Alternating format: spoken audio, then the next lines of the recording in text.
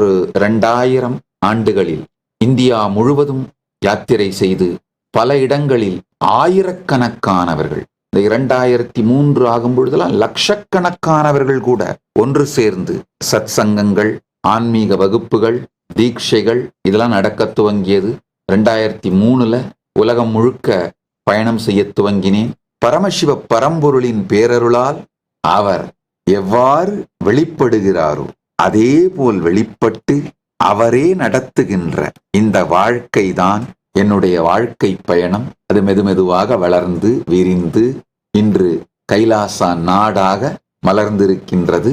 50 நாடுகளுக்கு மேல் நேரில் பயணம் செய்தேன்.